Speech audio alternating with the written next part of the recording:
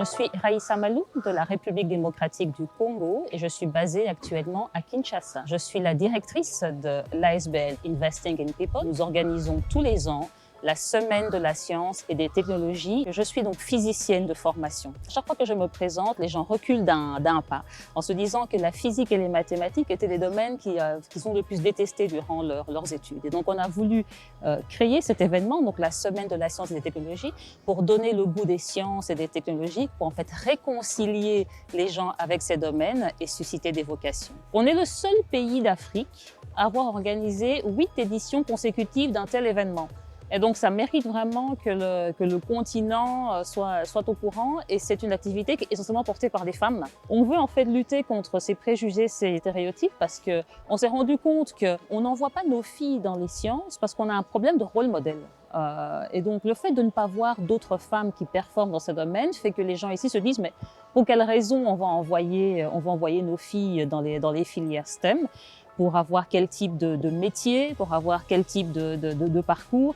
Et c'est vraiment important de mettre en avant des Congolaises, parce que j'aurais pu parler de Marie Curie, mais Marie Curie, ok, on va l'écouter, mais personne ne s'identifie à elle. Alors que lorsque l'on montre des jeunes filles et des Congolaises qui elles performent dans ces domaines, et bien alors autant filles et garçons peuvent s'identifier à ces femmes, à ces jeunes femmes, et comme ça pousser pour qu'on ait plus de filles qui vont dans les filières STEM.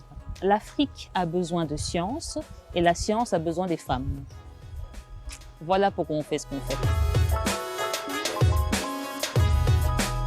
J'ai fait mes études primaires et secondaires au groupe scolaire de Moamba et au lycée Motema Mpiko. Puis je suis allée en Belgique où je suis donc physicienne de formation, donc diplômée de l'Université catholique de Louvain.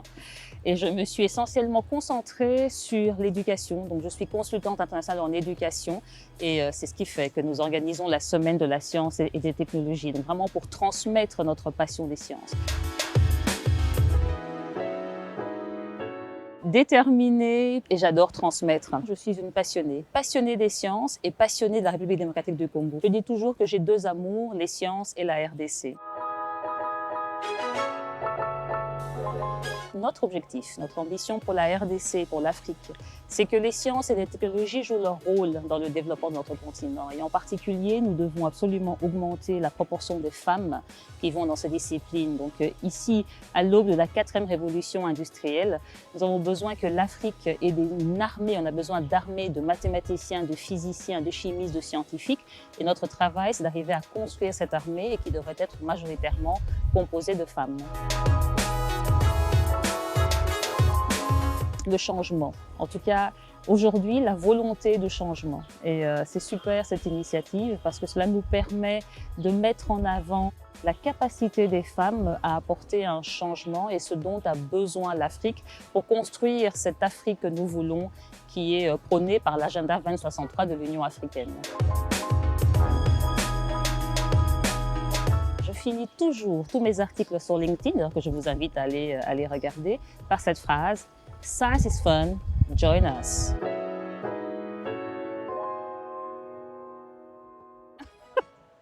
Vous devrez presque rien couper. Super!